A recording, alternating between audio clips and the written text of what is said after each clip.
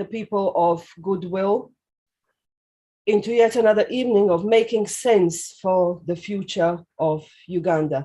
And that's exactly what I would like to drive for. Let's make sense of what is happening now and what future we can build together. Honorable Gerald Karuhanga, you're welcome. Thank you. You hear me? Yes, loud and clear. Go ahead. Yes, good evening. I'm glad to be here. I hope we are still pushing great. So, Nada, I guess it's a great opportunity to discuss issues that are so pertinent to our country and beyond. I don't know how to address you properly. Is it Honorable Karuhanga? Is it Karuhanga? Is it Council? Is it Gerald? So I'll go with what makes my life much easier. Gerald, exactly. If you Karuhanga is difficult, then Gerald is fine. Gerald is fine, yes, because I feel that we are among friends, and that's how we should at least relate to each other. Gerald, many of our viewers and listeners know your name. You have definitely left the mark in Ugandan politics, but they would like to know something about the person behind this name. So please tell me a little bit about yourself. I know you are a lawyer. You are very outspoken. You're a leader from your young age. You have led young people. You have represented young people. You have represented your constituency. You were the Makerere University Guild president during some turbulent times. And then, of course, youth MP for Western Uganda, and then MP for Ntungamo municipality. But give me something I won't be able to find online. What drives you? What motivates you? What do you stand for after these few years of your political career? Well, I guess can call me a simple and advocate of very staunch advocate of justice and fairness, and so largely I could really say my character is largely shaped by the aspirations of an ordinary person, and so everything largely about me is deeply entrenched in simplicity. Yeah. If we are to ask your best friend about you, what will your friends say about you? What is the most impressive characteristic that your friends are proud of? Well, they think I normally hear them at least. Those I've heard, they say I'm quite persuasive, very insistent. When I love to push for a position and I believe in it, I go all the way. I will not relent. Sometimes I have pushed for positions that have had to hurt my friends, but they understand because then they appreciate the character that this is me. Once I believe in something and it's the right thing to do, I never relent until it gets to its logical conclusion. Is that how you are at work as well? Yes, actually, I think that's. I think for me, I am largely almost the same. Whether at work or home, maybe the only thing that when I reach home is basically maybe not talk too much, since just in public life we engage a lot. But the mostly, yes, I believe in persuading others to get on board on issues that are constructive, that can build our nation, that can build our world.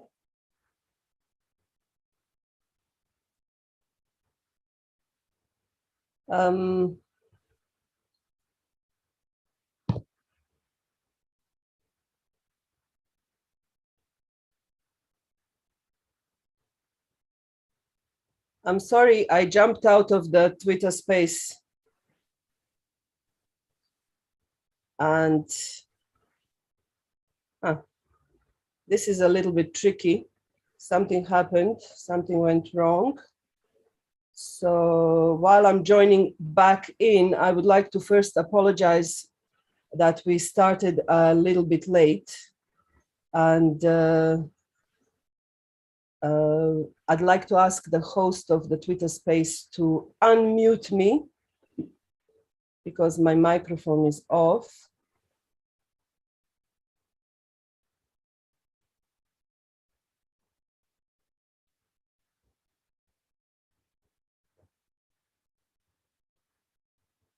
Can you, okay.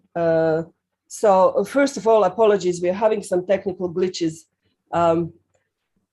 I guess when you're working with friends, you try your best to do your best with the resources you have. Apologies for a late start today. We were a little bit stuck in traffic, some of us. And I suppose we can now go on. We are on Twitter Spaces, YouTube, and Facebook. Please join or alert others to join. My next question, Gerald, would be about your tenure at the Parliament. So you were a member of Parliament twice, and then you were not. So please tell us what happened there. I'm taking you back to the elections time. Thank you. I was honored with an opportunity to serve for 2 terms. Starting as a youth parliamentarian was a unique experience. Firstly, even with the election itself, because most colleagues, they really went their way to convince me how it wasn't practical for me to win as an independent, first independent youth parliamentary candidate. And I told them, well, it appears God has his ways. The problem would be, if it means being the first, then that would happen. And it was indeed very, very challenging running as an independent then, because then that means you are largely on your own. So it was really tough thereafter, but thank God 2011, I was elected to join the 9th Parliament.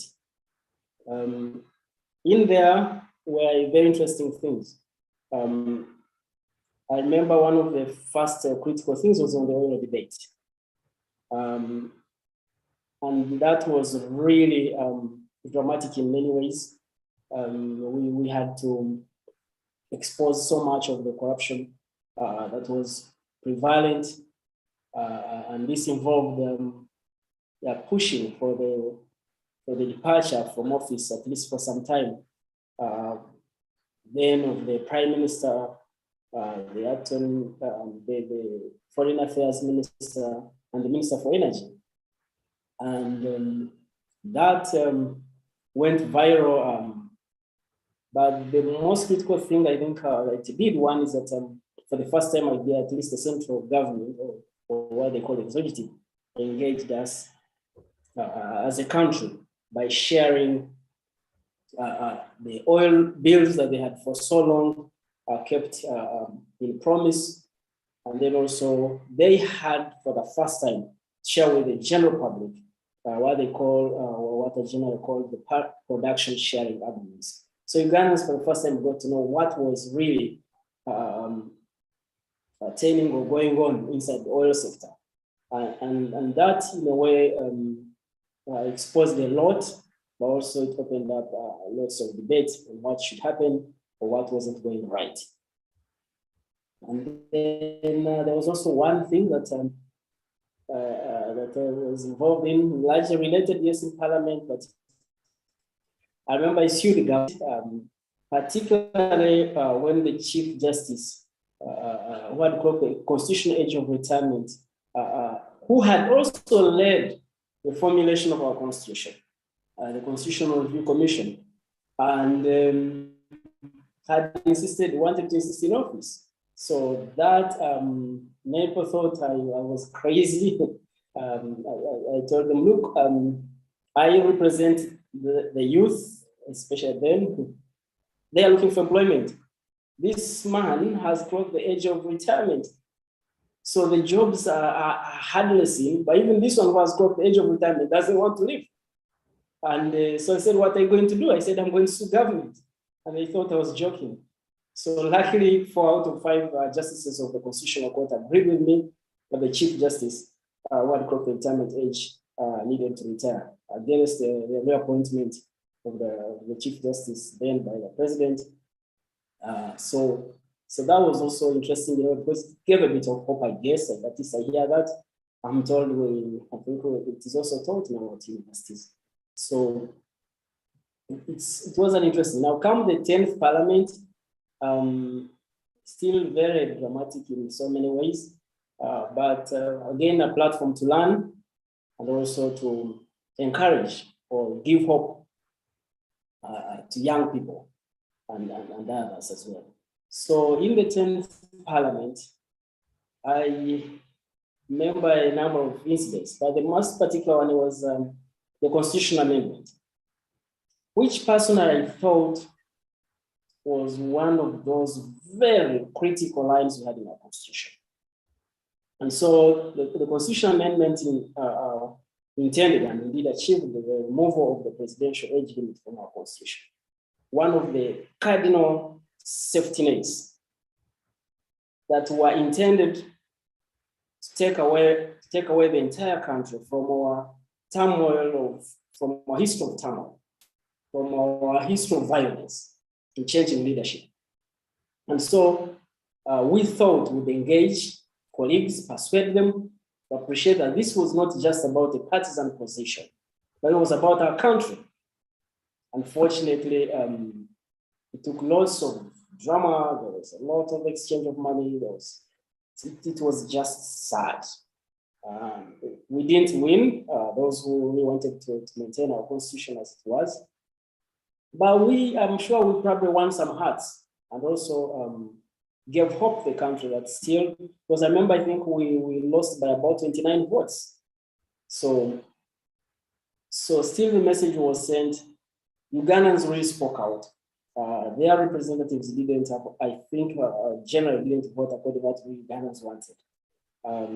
But I still believe we really need, just like the presidential term limits, we really need these safety measures in our Constitution, so that for once, our Constitution can witness a peaceful transition.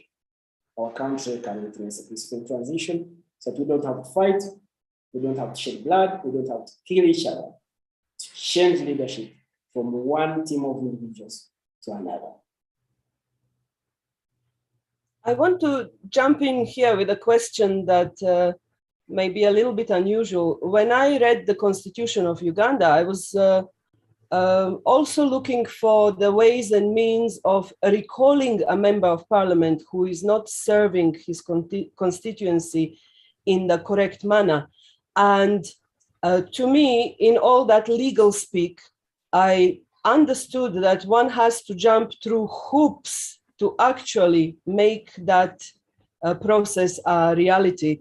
Do you mind telling us how can constituency remove the member of parliament who is not serving well?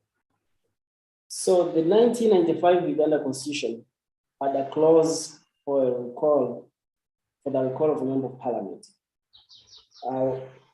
Our Constitution, young as it is, has had so many amendments.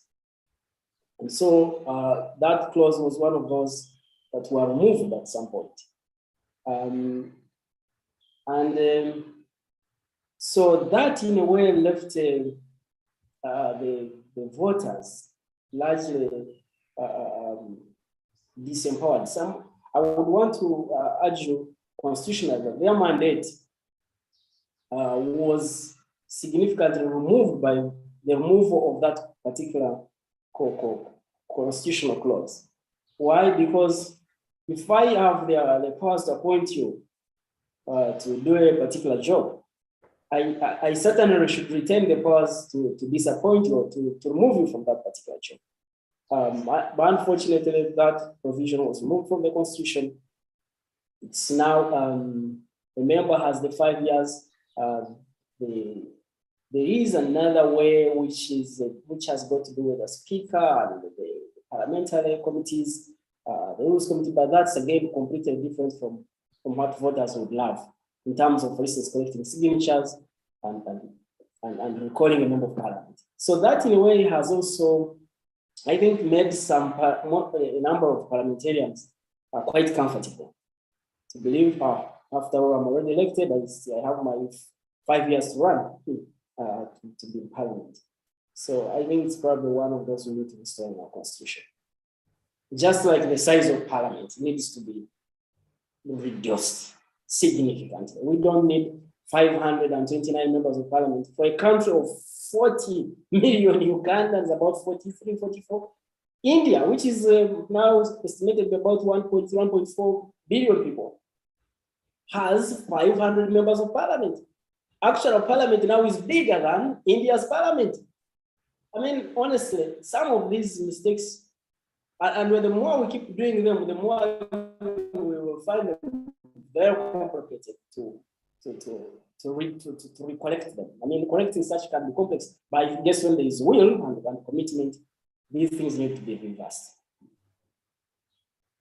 I'm not very sure that many of those members of parliament would want to deprive themselves of a possibility to run again. And but anyway, that may be a topic for a whole entire separate conversation. Now, tell me, since the last elections, I guess you had enough time to internalize what has happened and how it all went for you. What did you commit to your memory about elections in Tungamo municipality? And what are the feelings that you chose to carry for the future, given the experience? Yes. Firstly, I'm always grateful that I had the opportunity to run again for Tungamo parliamentary constituency position, which I believe, if it was a free and fair election, I would certainly be member of parliament again now. Now, it was really sad that the very young men and women that joined the forces with the volition, the determination to protect and defend their country have consistently been used to manipulate the very foundations, the very framework that constitutes our country. So soldiers were certainly deployed over the place. They voted quite in a very unbelievable way, because I mean they were never in the voters register. They came in their broad light, voted all day. They beat up quite a number of people, some being even family members. And I mean, it hurts to see that by one running, you put so many other people, their lives at stake. And I'm not just talking about my family. I mean, I have so many people who have injuries and who have had even their legs broken in the past because of these elections. So it was a very, very unfortunate. I think what really transpired in Tungamo and probably in a number of other parts in the country, because I mean we saw for ourselves, was largely a semblance of an election. So it was an impression to say, look, we have a constitutional mandate, and therefore we've been mandated by the people. And then there is this constitutional provision that every 5 years we have elections. So it was more of a window dressing. And what is really sad, I mean, when you look back, I remember on a number of those interfaces with the military personnel. I remember General Muntu as a presidential candidate, but also then who was carrying the flag of our party, the Alliance for National Transformation, was around. He saw it. Now, all this time while I was looking at the people and looking at him, in my head I was wondering, when he really looks back and thinks about the commitment, the sacrifices of their colleagues in the 1981 to 86 war, the number of lives that were lost, both civilians and the fighters, the people who lost their limbs and the bloodshed that they had to go through. And basically doing this for the restoration of democracy, saying we are doing this for the real construction of our country. And then you see people standing, looking at the soldiers voting, so helpless. I could imagine what was running in his head, but I could also imagine what was running in these people's heads who are looking at whatever was transpiring and really questioning their minds. Where we are as a country and where do we want to be? It is sad that we've had these elections for some time, because this is not the first time we have such an election. And at the back, when we have this hindsight that so much has been sacrificed for the progress of our country, it's very painful. But I think rather than us being at the point of saying, oh, maybe we've sacrificed so much, no. Maybe this is the time to reflect and say, we have sacrificed so much. We have so much to put at stake as a country that we must do more to get where we need to be, because already so much has already been sacrificed. So I hope, and I really believe that the subsequent elections in the future, as we are really pushing and struggling for, will be free and fair, will deliver leaders who will stick the interests of the country and the citizens, not just the individual aggrandizement. Gerald, please tell me the experience of elections in Tungama, the last ones. How did that affect your family members, and what is their attitude towards your political activity now? Are they in support of what you do, or they would like to take you away from politics? Well, I think my family way back, as early as I think as a student leader, had an issue with me being in opposition politics. And I was very clear, and thank God they appreciated my position, that everyone, in my opinion, must live for certain aspirations. And in a way, they welcomed that. Let me be and do what we need to do. Now, the two previous elections were really quite complex. Particularly, especially when it came to what you're asking about, the family issues. Because in 2011, they directly, tortured my mother. She was still around then. Siblings, they all have scars. Well, some, not all of them, some have scars. The previous election in 2016, still some of the family were still also tortured. But I think rather than encouraging me or trying to think that maybe they should talk to me to live this rough politics, I think they appreciate that there has to be some sacrifice in the circumstances for us to get somewhere better. So, there's that bit of pain that you feel like you are in, but again, on the other hand, I also feel like it's not just about my family. There are so many other Ugandans going through exactly what my family members have had to bear. so to go through. So it is sad that we have to go through this. But what really encourages me and family is that I don't hear voices of resignation, at least, to say, oh, maybe we should abandon this path. Maybe we should, you should go and focus on practicing law or go and do business. No. I mean, I see it even when, we had a Easter break just last weekend. So you get to talk to people, you go to churches, you go to communities, you visit family, and you see people are still very encouraging, say, yeah, we know it's tough times, but keep pushing, keep pushing. And that in a way reveals so much about the aspirations of people.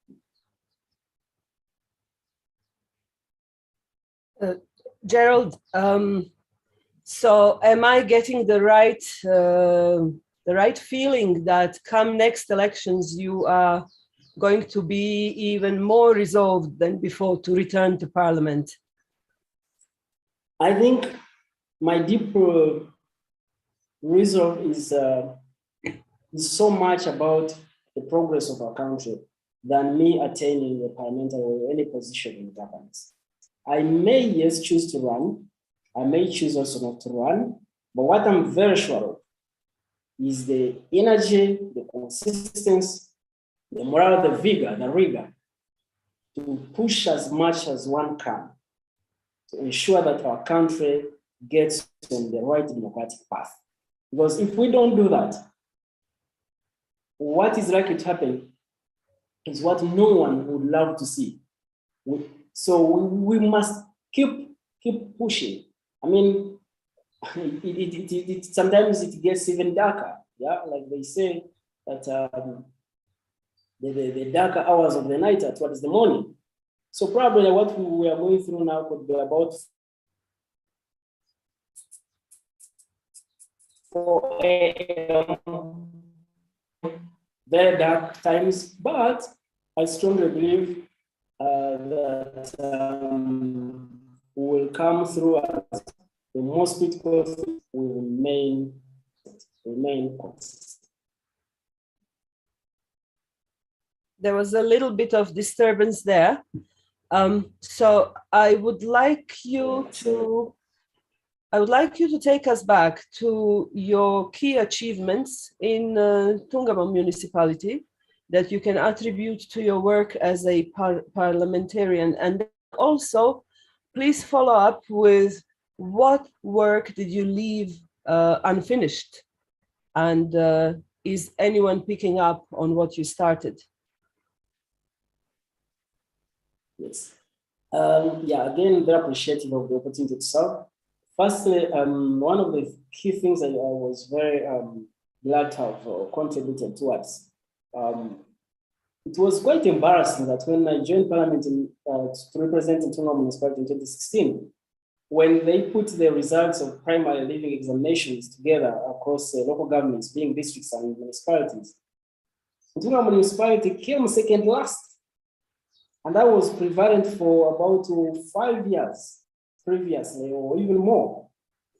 So I engaged the inspectors, I engaged the head teachers, and we put our heads together and eventually came up with some interesting ideas. And one of them was the teachers felt we were not motivated. They said, well, payment is not enough. The parent, we never even see parents. So no one seems to appreciate what we are doing. So we engaged on how to raise kind of recognition gifts for the best teachers, best pupils, and then also started the exchanging exams with Kampala schools. I was very excited, honestly, when in 20, this actually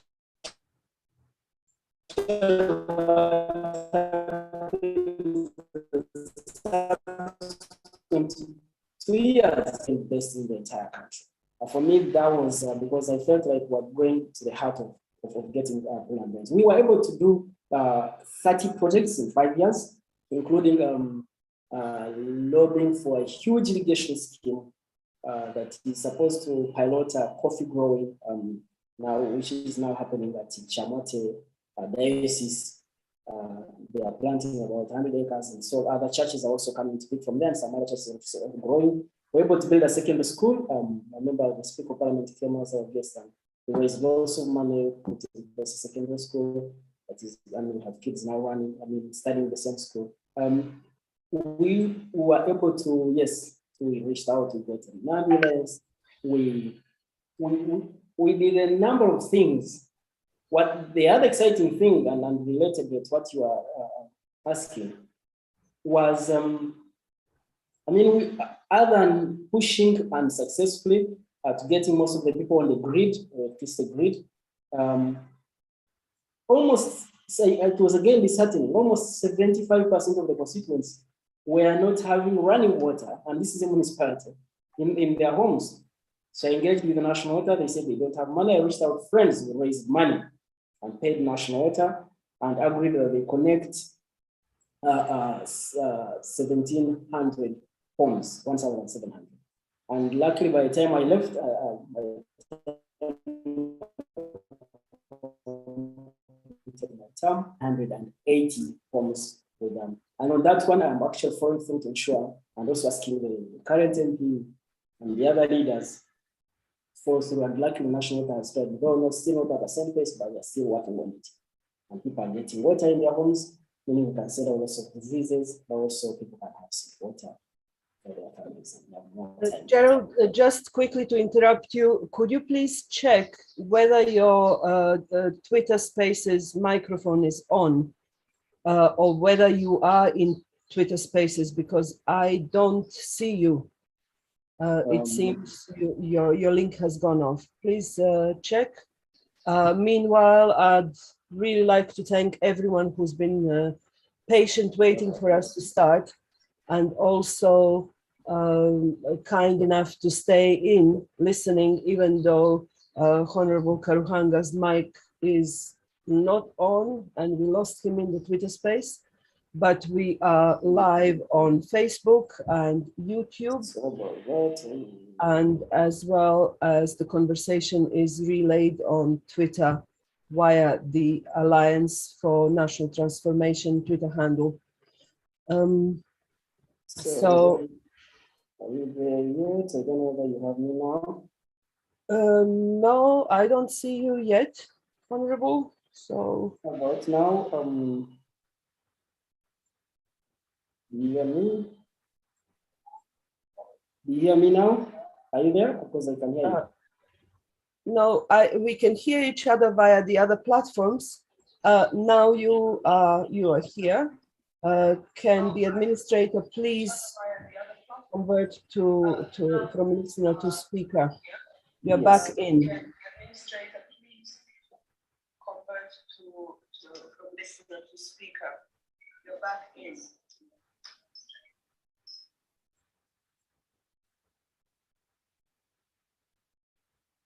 Hello?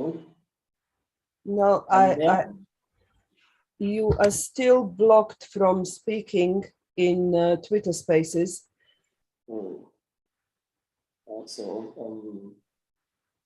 I think I don't know what could be. Okay, let's try again. Sorry about that.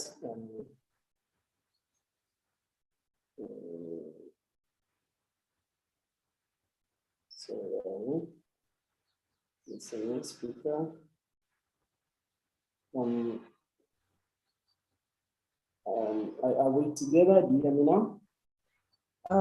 Unfortunately, we don't hear you, and I need the administrator to convert you from listener to speaker. So let's try and give it a minute.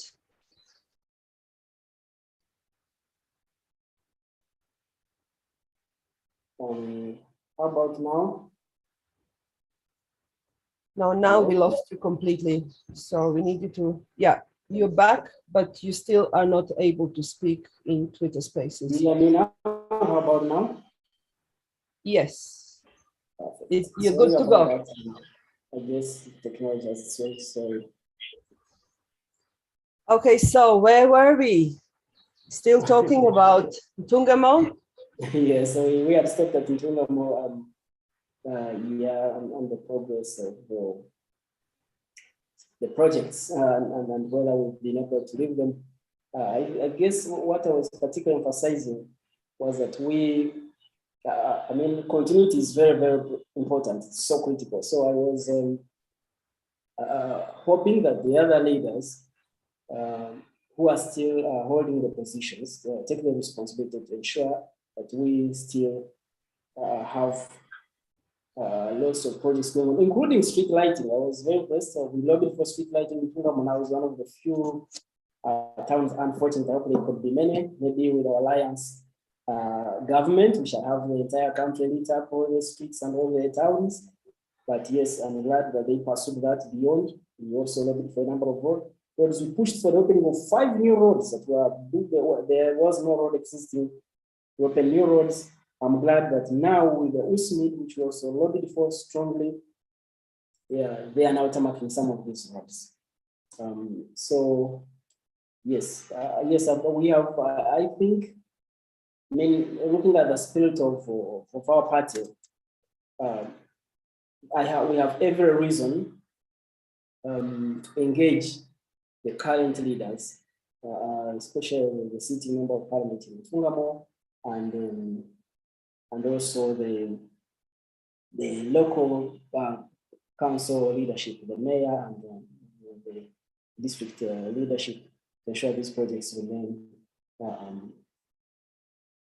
in place, but also are completed. Well, those that are not completed, so that the community, the people eventually keep benefiting, but also they are completed and look forward to these urban developments. Nada? Okay, now I think my I'm trying to continue the conversation over there, but now I think Twitter Spaces here. So, yes, Twitter Spaces, I can hear you loud and clear on Twitter Spaces as well. Yes. Now, let's try and talk about the Alliance for National Transformation. I would like to know what is your role in the party and what are the key projects in the party agenda that you are pursuing right now? Firstly, I would like to appreciate my party leadership for the work so far done. It's been tough. As to anything that you do from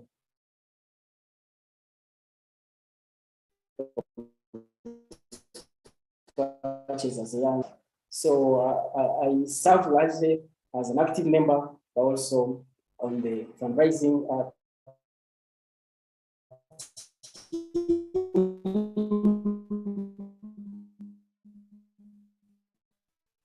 fact that our party gives us the latitude to contribute in whichever way we think can push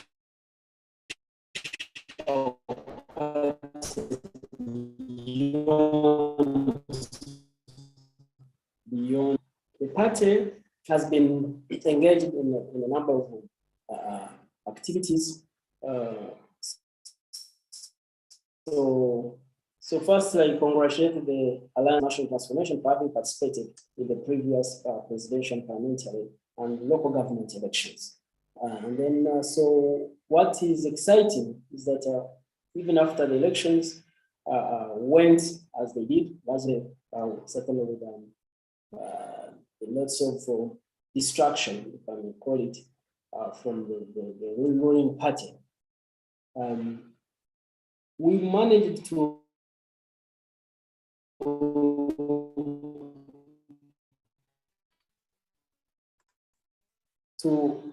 those who were able to go through, and even those who participated on a number of occasions were also involved in lots of conversations, meetings, trainings. Something that speaks volumes about where our party is going, because ordinarily after an election, especially the one that we really went through, sometimes people take time and sit back, and that costs us so much as political groupings. So I'm glad that the leadership focused on immediate engagement, because we don't have so much time for cooling off, because there is so much at stake for our country. So I'm glad that has happened. There was deliberate or intentional orientation of our local government leaders, the councillors, including there was also the participation secondly of our district chairman of Terego. So they went through thorough orientation trainings, and that has been in a way quite unique, which is not common, I guess, but I think it's very, very imperative to train leaders so they can be transformative, they can focus on the aspirations of the citizens of the country they represent.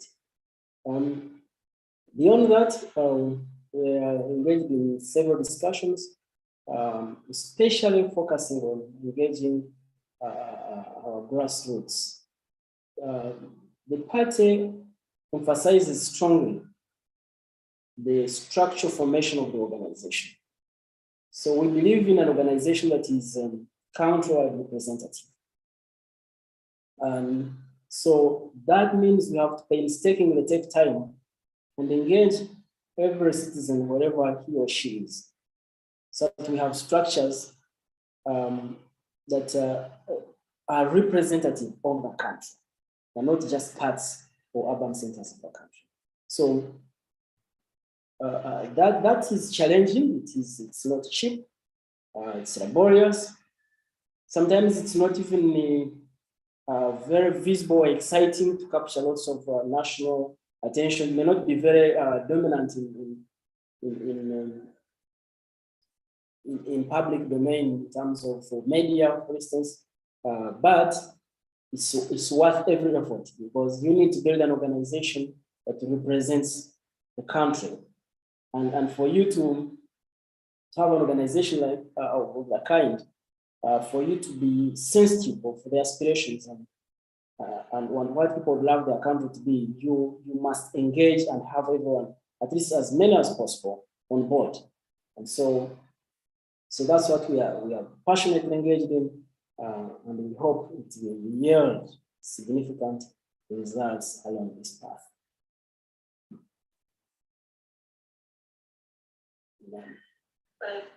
Tell me, one of our Twitter followers has asked something about along the lines of accountability and good governance and information sharing and political education. Can you touch on all of these aspects? Accountability, governance, political education, and information sharing. How are you doing that within the Alliance for National Transformation? So firstly, our party is deeply entrenched in values. So we believe in very particular values, and one of them are being transparent. Which I mean also goes with accountability. Now, that is not just in words, but it's also enshrined in our constitutional framework as a party. So if you look at our constitution, you will keenly notice that we emphasize the aspects of accountability, good governance, and transparency. Why? Because running public affairs is actually running public affairs. It's not running the family or individual affairs. So if you want to see results by applying the limited resources that we have, then the party that has the power to lead the country at a given point should be able to say, look at us, look at our documentation, look at what constitutes us, look at our manifesto, or even, or maybe in future we'll probably say, look at even our previous manifesto. So that says so much about what we believe in and where we want to go. Now, of course, we are not oblivious of what's also prevailing in our country right now. The scandals of corruption are really sickening. Talk about, one time it's the War Hospital that was spent about 400 billion shillings. 2 years later, the structure is still the skeleton foundation. And they're asking for 319 billion more. And then the same individual comes around and says, oh, I need you, Ugandans, give me all your coffee. I will pay you as much as I can afford. I will decide on the price. And the government signs up an agreement to that. And then another agreement, actually. So, these are issues that the citizen that has been so patient, but also that has hoped for such a long time, that there will be a leader, there will be some leadership that can care about their aspirations, their dreams, but also their progress in real terms. Then they see such things, they must be so, not just disappointed, but wondering what really happened to our leadership and how soon can we actually change this leadership. So we cherish strongly transparency, accountability.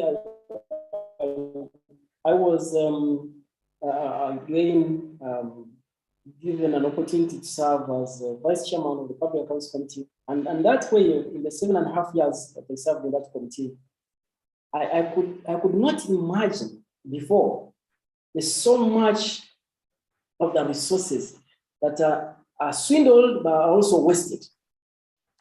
So I remember one particular incident where the permanent secretary, the Ministry of Local Government, was given about 10 billion shillings to procure vehicles for district chairpersons. And this particular individual did not even buy a single tire for a single vehicle, let alone one vehicle. But all the money was spent. And he was still around. No one arrested him, no one charged him, never prosecuted. We engaged. It was very evident that he did the swindle of this money. We wrote our reports. Our reports are still lying in Parliament. But that tells you the depths of greed that this country is witnessing, and the impunity that comes with it. So that's why sometimes people say, oh, maybe you people, you should work with these people in government and maybe, and then you can turn around the situation. The situation is so bad that you really need to overhaul and have another new, fresh team of leaders. And that's what we are working on, and that's what we are committed to as Alliance for National Transformation. So what is the vision for Alliance for National Transformation? Where are you taking us? Firstly, I want to say that Ugandans should pray that Alliance for National Transformation obtains power probably tomorrow morning. That this should happen as soon as possible. Because for the first time, Ugandans are going to witness leadership that represents them, that represents the aspirations of the people. Because our party is centered about the people. So we will see their resources being used in the most effective of ways. We'll see democracy highly respected. Leaders that people aspire to lead them, being elected in a very transparent, free and fair process. We'll see the entrenchment of institutions. So that when you have an electoral commission, it's not just a semblance of an independent organization. It is an independent body that everyone trusts. That the police, the judiciary, the legislature, that when the law is processed in Parliament, everyone salutes and says, yes, these are our leaders, and this is the best law that can be established for our country. So our party's vision is focused on these dreams, these aspirations that Ugandans have always hoped for, that have sacrificed for and waited for so long. And we are saying, look, entrust us with this mobilization. Come and participate from different levels. If you are an elite or you have an office, you may probably not have the time to engage and move to every district in this country. But you have some resources. Send some of these resources. If you have some time, you're a young man or a young lady, whether in institution or you left institution,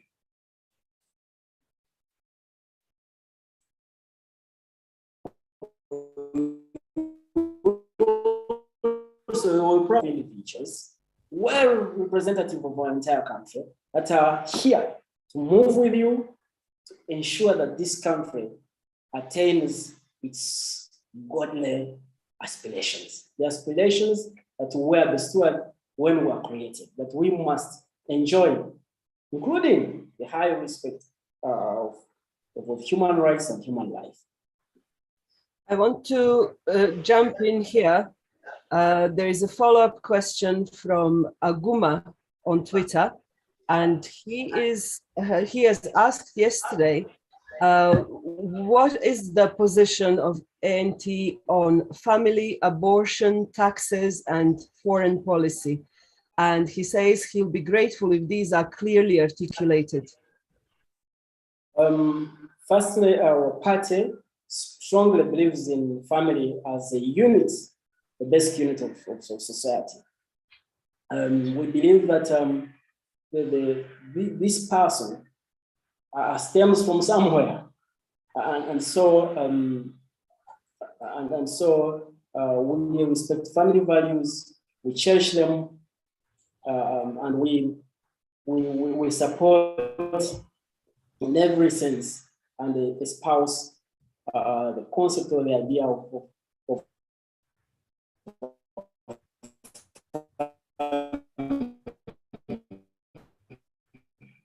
we believe that, yes, every citizen should pay his or her due share of the tax that is due.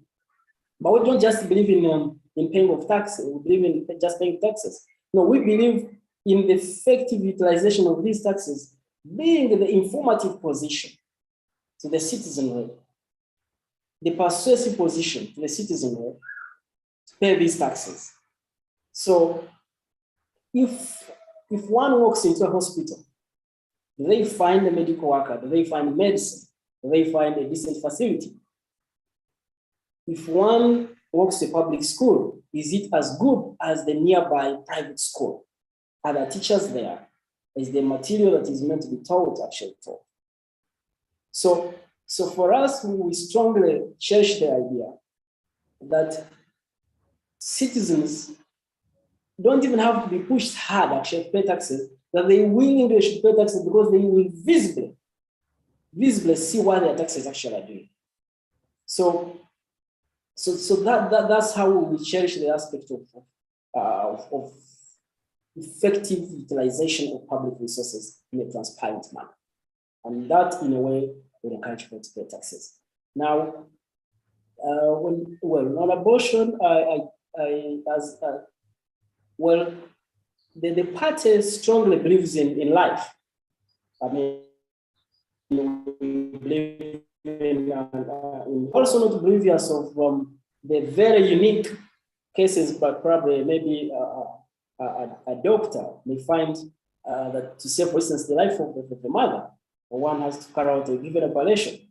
So we cherish life, but we're also very encompassing in terms of what professionals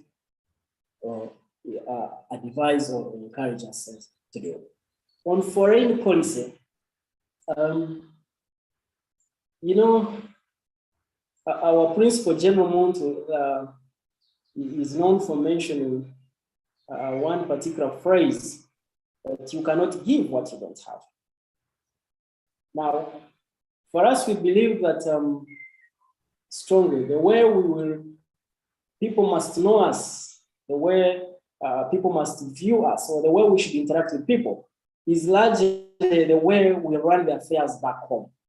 So if we are, for instance, if we respect human rights, if we are not corrupt, we are very transparent, if we are free and fair elections, that in a way gives us a lot of credence and latitude to engage with other neighbors in Africa and beyond. So our foreign policy is directly linked to our domestic policy. But we don't believe in painting pictures or just putting some bit of you can put some little covering on your face, but when you actually wash your face, people say, hey, this is all along, this is what you've been. But people will actually know. They will always know that this we can trust you, this way we can trust you, that way. And I still believe that Uganda as a country has a special opportunity in terms of what people hope we can achieve if we put our act together. And so that can give us an opportunity to relate as a foundation, but we have to do much more for people even to engage for other countries, for instance, to engage with us at a level that is really serious. Because right now, I think everyone looks at us and says, oh.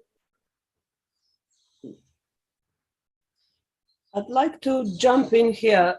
You mentioned doing things together. Now, what do you think about the recent plenitude of reckless talk about tribes? What's your personal position and what's the party position on tribal issues? Firstly, it is sad that in the 21st century, we still look at the national issues, national affairs, interests of the nation and beyond through tribal lenses. It's unfortunate because this goes back to the destruction of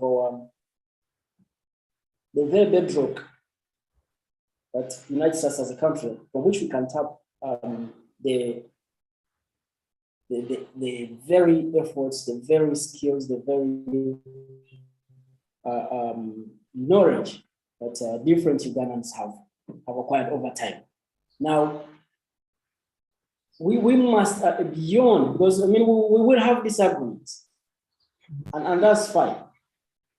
We'll even argue in the hottest of ways.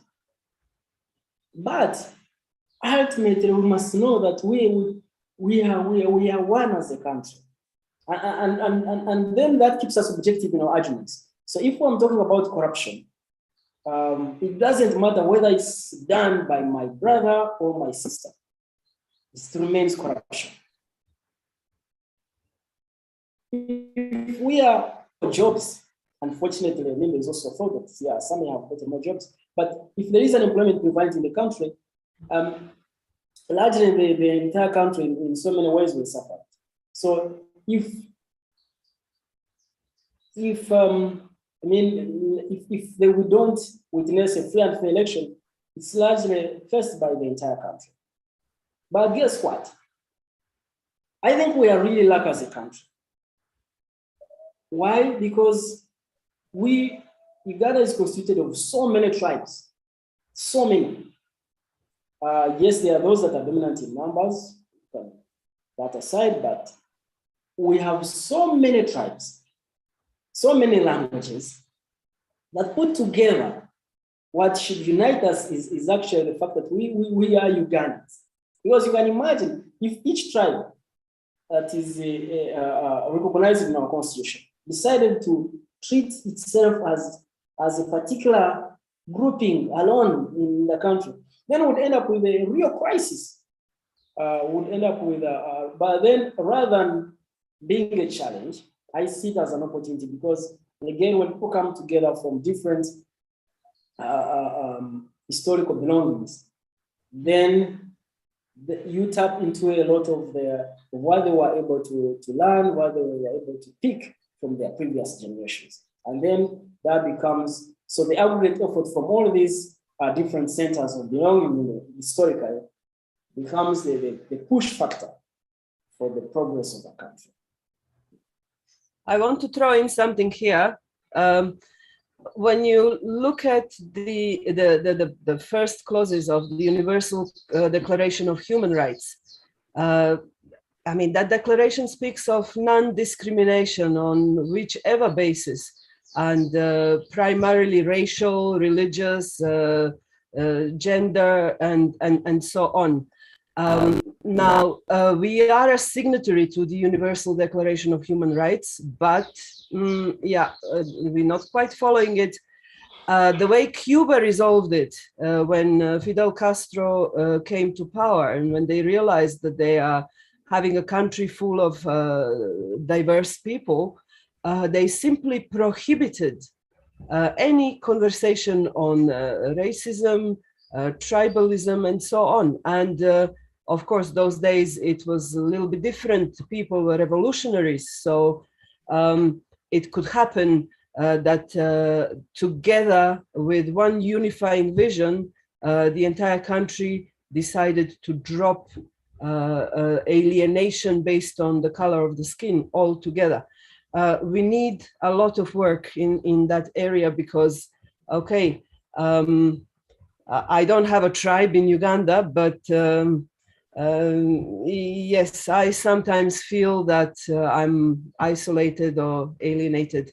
And when I hear that black man, that brown girl, at first I didn't realize what it meant, but it does mean something very clear among the people, and they do make a difference who is from which tribe. And that personally bothers me a lot. We should not be in that spot. We should be somewhere completely different as a country.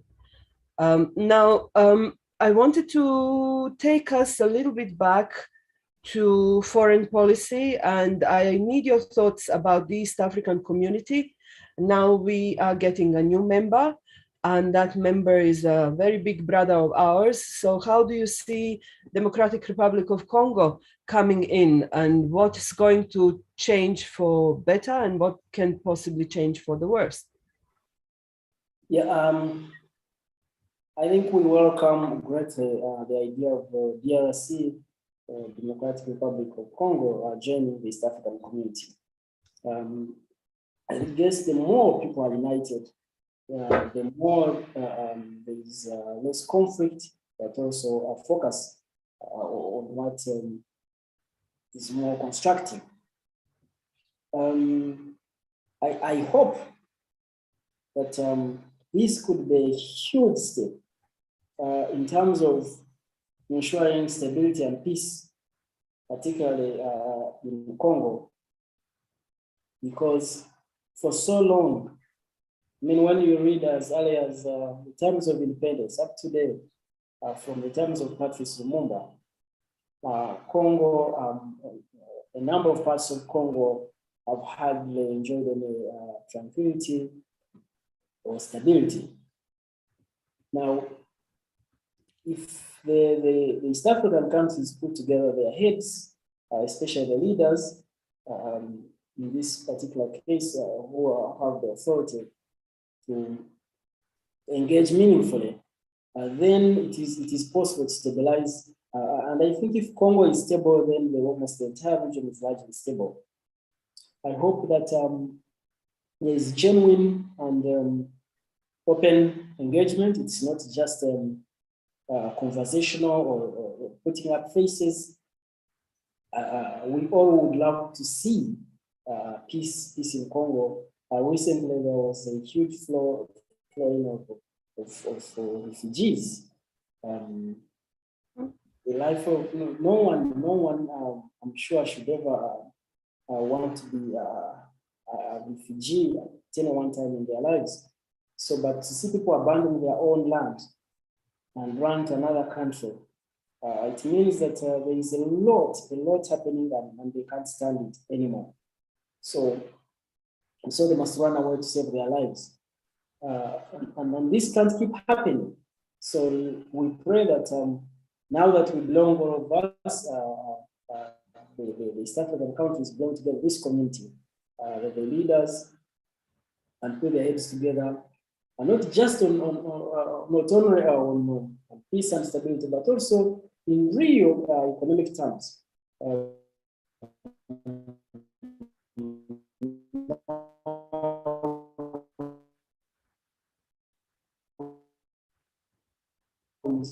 The community, if we can focus on the purchasing power of an individual, but the individuals are more empowered, they have more income, then they will be able to purchase. We can sell each other lots of goods, but also we can progress together. Honorable, we lost you on Twitter Spaces again. So while you're trying to resolve that, I'd like to ask a little bit about the party. Actually, it's a question from one of the tweets. Oh, are you still... how can people realistically support the work of ANT on the ground? Can you... Do you hear me now on Twitter? No, we don't hear you yet, but you can carry on talking while you're trying to get back in. Yes. I hope this can be fixed. How about now? Or something? No, we don't have you yet. And I hope admin is alert to bring you in as a speaker as soon as you connect. Yeah, I think I've done my part here, so maybe someone needs to do something. So okay. The question was, how can people realistically support the work of ANT on the ground? Great. There are so many ways we can receive support as a party from everyone or every person who is willing, and we hope everyone can be eager to do this. One, we hope people can participate in our activities. Participation is critical because the party is an organization of the people. So, and we cherish democracy. So meaning that we are an organization of the people, and this democracy is indeed about an organization or the way of life of the people and the people and for the people. So we hope people can participate in these structures that we are building. They should show up to run. They should show up to mobilize. That's the first way. The second way, we know that not everyone is able to run for a political office or even to mobilize, engage in mobilization for one reason or the other. So they can avail resources. So we've published our numbers for those who can do it through mobile money, bank accounts, and other channels. So we hope people can really contribute financially. The other particular way of contribution is through sharing knowledge. We believe that there are people out there who are highly knowledgeable. They can be from the academia, from the media, from the private sector. And because again, our party strongly believes in transformation. Our transformation doesn't just happen by people, 1 or 2, 3 people sitting in a room and crafting policies. No, there has to be some consistent engagement because every other day there is something that is changing for one reason or the other. So we must keep abreast of what is transpiring, but also of what are the possible practical and effective solutions to the challenges that we face. So we hope people can engage in writing, in publications, and all sorts of. The other way again is is conversational. So we hope people can engage in a conversation like this one. Why is that very critical for our party? Is because we would love not people just to know about what we stand for or what constitutes us as a party, but we would love also to hear from them. What are those critical issues that they think we need to address, or what are some of those ways or processes or approaches that they think are cardinal in transforming our country? Okay, so another question from Twitter. Why should the youth join ANT, and where is there space to serve in the party and subsequently the nation? If you're a young lady, a young man, who is at an institution or have not had an opportunity to be in an institution, or you've left an institution, the party to join, the party to work with is Alliance for National Transformation. There are so many avenues, but also the spirit of the organization is to encourage young leaders to come out, to groom, to motivate, to mentor, to inspire young leadership. So we are not just on Twitter or Facebook or the other social platforms, but we are also a highly receptive party to young leaders. So our current national coordinator, Honorable Ali Salaso, I'm sure if she's told there's any group of young people coming to where our current office is at Uganda Road, her arms are more than open. Just like the leader for the Women League, Ambassador Edith Simpala, or the other critical leaders or coordinators of different districts.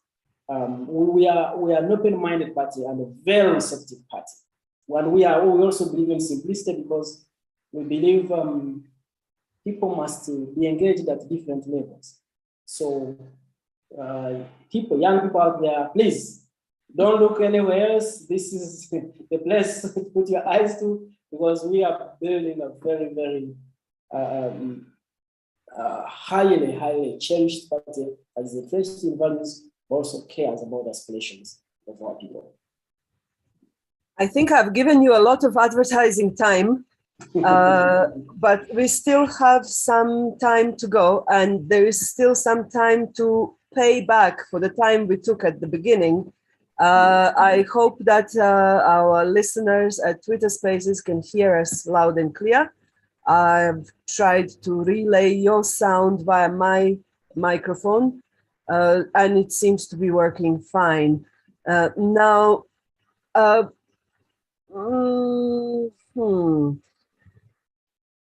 I'm trying to see how you as a party are making progress with connecting to other parties in the region. Are there any like-minded parties that you can exchange knowledge and wisdom with? And if they are there, who are they? Firstly, we believe in relating gets ideas involved, we share experiences, we also share approaches, and you can pick a leaf from each other. So yes, we relate to so many other organizations. By the back of our mind, also we appreciate that we are still a young organization. But we have friends in Tanzania, for instance, we relate with, and other places. Now, we still believe that once we build a little more, then people can be able to appreciate, even the other organizations, the other parties, can be able to appreciate what we really stand for, or where we're trying to persuade the country to move to. So as of now, we are more focused on building the organization internally, but also trying to find ways of how to relate with other organizations that can be fundamentally helpful. Tell me a little bit about your possibilities of getting involved with the Pan-African movement or the non-aligned movement. Do we have to participate as a country, or can parties be observers in these two movements? Why I'm asking this is because I believe they're both crucial for the current state of the world, where some parts of the world are highly polarized. And I'm really trying to fish for your opinion. Where does Africa sit in the midst of all that polarization? Yes. You know, we have a country that is still going through all sorts of challenges. Yes, we must certainly relate with our brothers and sisters, not just in Africa, but also the world at large. So, well, as we cherish strongly the values of Pan-Africanism and the values of Ubuntu that are highly because Ubuntu basically is I am because you are. So it's more about us, not just me. So and that way we believe that there is certain need and importance to relate and participate in Pan-Africanism. Now, the greater engagement beyond Pan-Africanism has got to be more in relation with what the aspirations of our people are, as opposed to wanting to focus, especially as of now, on labeling ourselves, because if we label ourselves or choose to just belong right now, I think we can very easily get to lose a bit of time or efforts in what some people may say, oh, you belong here, so we can't work with you, or you belong this way. So as of now, we think what is critical is we initially focus on the aspirations and the dreams of our people. We relate with all the good intention people out there. And then along this path, then we can after a thorough engagement again with the party members, then one can say, okay, this is a particular position that I want to be seen to be vehemently pronounced in the non-aligned movement, or even say we are a party of the center left or center right, or so in that regard, we still think we focus on building the party, and eventually the party through its membership will be able to deal with those kinds of belongings. So what are the few short-term goals for the party? I would like us also to look at slowly wrapping up, and if there are any more questions from Twitter, please, people just send them in. What are the short-term goals for the party right now? What are you going to engage, and what are you going to focus your time and energies on in the next, say, 3-4 years before the next elections, let's say? What's the focus now? So firstly, we're still very clear and firm on building our structures. So all the efforts now are focused on building the structures of the party. So we hope if we can get more resources, if we can get more people who are willing to commit more time, then we can push much further on establishing these very critical structures that we are very particular about. Our party, again, is a party of the people. And we believe that the people should certainly engage or should be engaged in formulating the very structural establishment of the party. So the immediate focus now is to establish structures of the party, reach out to as many people as we can, support the party in different ways, so that come probably the next election, we are not an organization per se, but we are a highly competitive organization. So, and so we hope once we focus more and more on these structures, that will be realized along this path. How do you intend to deal with voter apathy?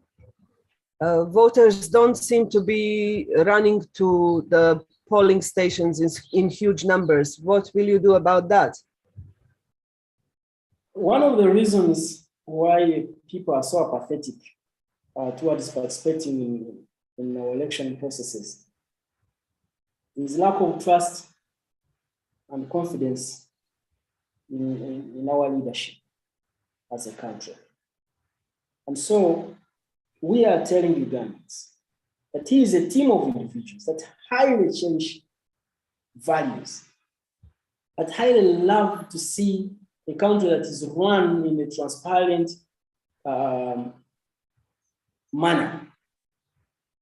And that we encourage you to join us, but also will offer an alternative in the sense of real change. Because we again don't want just to have change, because change will happen. I mean, everyone keeps saying, no, but you people, change. I am almost, I think I could say it, but I'm probably more than 100% that change in a few years to come will happen. But then, so for us to convince Ugandans that it's worth participating in these elections, then we must build this credible team of leaders, and not just at the national level, but at the local level. So even when you want to be a part of that, when you see our councillor candidate running in a parish, in a sub-county, or a district chairman candidate running, or members of parliament or parliamentary candidates running, that you see hope not just in the organization, but hope in terms of, for finally, we can have a leadership transforming our country from where it has been to where we need it to be. So we strongly believe that way, Ugandans will look at the teams at different levels and say, yes, we can now finally go back and vote. We can finally go back and participate and run, because here is a credible team of Ugandans that can run their affairs in a transformational manner. I believe change can happen in small steps. So I also see you maybe gearing up for a long journey. Are you afraid of the time it may take for ANT to come to power, or to become a meaningful, strong player in the parliament? How do you look at that, the time that it may take? I actually think it could take much shorter time than anyone would probably imagine. Sometimes good has its ways of finding its place. And this seems to happen all the time. That, you know, that sometimes you can cover up lots of things and drama, but somehow, and when good finds when finds that crack and makes it through, then it comes as an avalanche. It comes in great numbers. So we are pushing through that crack, and the crack's are already there. And so what we hope for is that sooner than later, we are going to see lots of Ugandans regaining that confidence, regaining that hope, and saying, we believe, finally, we have women and men that we can work together, that can transform our country. And I believe that won't even take. Many people, we seem to see, you know, on the face of it, this seems like something that can, but I can tell you, Uganda has never been riper for a transformation or change as it is now. So meaning, if we are able to put together our efforts and engage Ugandans in the most strategic of ways, it won't be long, we'll have Alliance for National Transformation as a ruling party that transforms this country. I absolutely love the confidence. I don't want to remind you of the history that there were other confident people before you in this position, believing. What makes you feel close to the people, personally you? And what makes you have that confidence to say that change will come with ANT at its helm? So, firstly, as an organization, you know, you for such a long time, you engage with people, different groupings, and you want to hear them out and hear what exactly do they want, what has gone wrong, where do they think they can obtain this lost glory of hope, the beacon of hope that they always had. And you listen and listen again and again. And you hear them and say, on a number of occasions, you hear people say, oh, this party, these individuals, they will even go further to mention individuals and say, this party of General Mont, of Honorable Ali Salaso, of Winnie Chiza, of Cassiano Wadri, of Paul Mwiru, these individuals, if they persuade people, like-minded people, which we are so far doing and quite, I think, progressive well, then there is hope that these people can actually bring the real change, not just change, but the real change that we've been hoping for. So actually our hope and our confidence and trust is with the people, that we listen to them, we hear them out, we engage with them, and we hope that we can. Now, as an individual, largely I certainly lie with participate with my party, but I have been a student of politics, not in class, not in any classroom, but by deliberate choice and through lots of engagements. People have been so hopeful. We've had a party with one party leaders for now close 40 years. We have been hoping that one day we'll see a peaceful transition. Since independence, we've not seen that. We have lots of young people who are dreaming for a better place, who are looking for opportunities.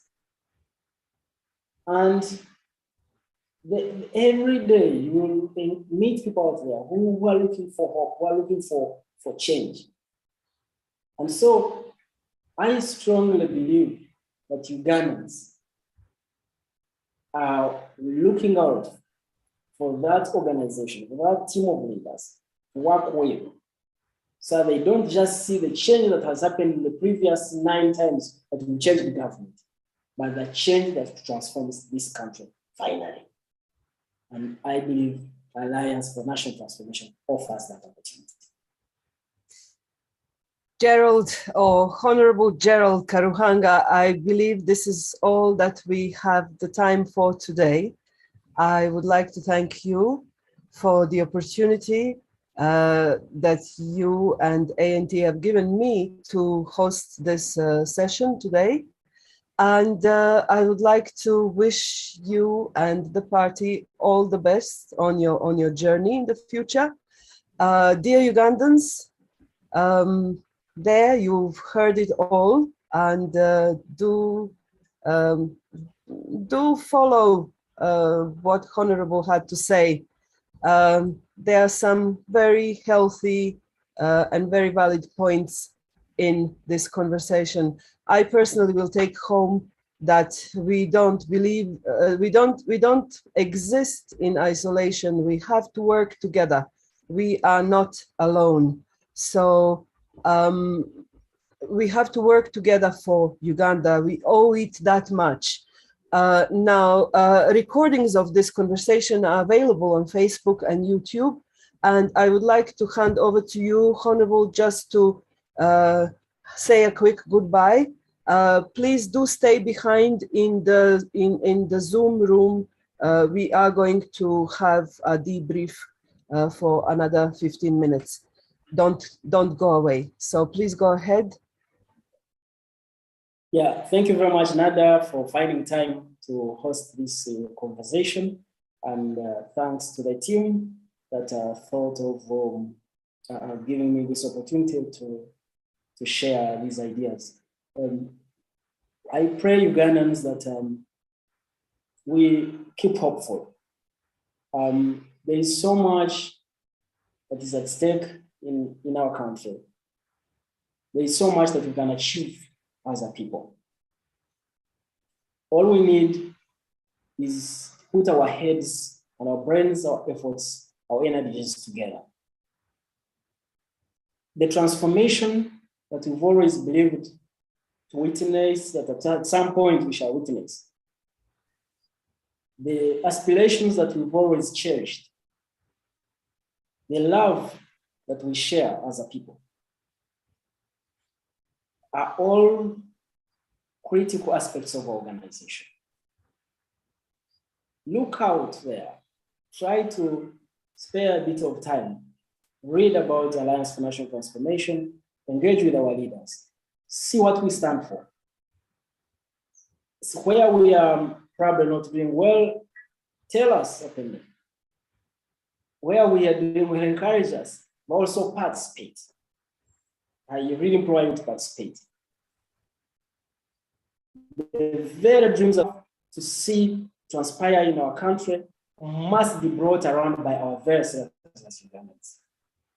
So all this that the Almighty gave us as a people, we should put it together, create a formula of an aggregate effort by each put together as a whole will bring around the very transformation that we've always prayed for.